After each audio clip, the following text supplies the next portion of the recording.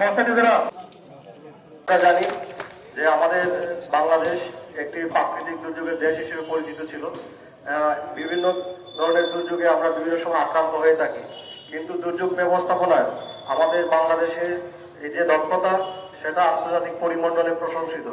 আমরা যে কোনো প্রাকৃতিক দুর্যোগ, খরা, বন্যা, জলোচ্ছ্বাস, ঘূর্ণিঝড় থেকে শুরু করে যে কোনো ধরনের প্রাকৃতিক দুর্যোগে আমরা একটা পীরের জাতি হিসেবে আমরা সবাই সবার সাথে মিলে একটা সরকারের দপ্তর যারা আছে এর সাথে বেসরকারি সংস্থা এবং স্বেচ্ছাসেবীরা একসাথে মিলে আমরা এই ধরনের প্রাকৃতিক দুর্যোগ মোকাবেলা করে থাকি। তো আজকে আমরা দেখলাম যে ছোট ছোট দুর্ঘটনা প্রাথমিকভাবে কিভাবে নিরূপণ করা যায়, এরকম একটি মহড়া আমরা দেখেছি। আমার মনে হয়েছে আজকের এই মহড়া প্রদর্শনীর মাধ্যমে আমাদের যারা এখানে উপস্থিত ছাত্রছাত্রী থেকে শুরু করে সাধারণ মানুষ ছিলেন, তারা এটা থেকে উপকৃত হবে। তো যে কোনো দুর্ঘটনায় ভয় পাওয়ার কিছু নেই, একটু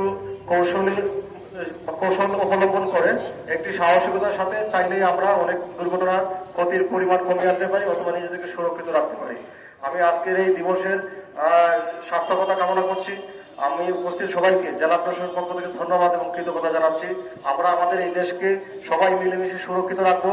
যে কোনো ধরনের প্রাকৃতিক দুর্যোগ অথবা কৃত্রিম দুর্যোগ থেকে আমরা সবাই মিলেমিশে আমাদের এই দুর্যোগ মোকাবিলা করার মনোভাব আমরা নিজেদের মধ্যে পোষণ করব এবং আমরা কিভাবে নিজেদেরকে সুরক্ষিত করতে পারি এবং যারা অগ্নিকাণ্ডের শিকার হবে তাদেরকে উদ্ধার করতে পারি, এই ধরনের বিষয়ের উপর বিভিন্ন মহড়া আমরা ফায়ার সার্ভিসের পক্ষ থেকে আমরা দেখেছি।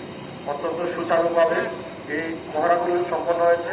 আমি সকলের পক্ষ থেকে এই মহড়ায় অংশগ্রহণকারী সকল সদস্যকে ধন্যবাদ এবং কৃতজ্ঞতা জানাচ্ছি।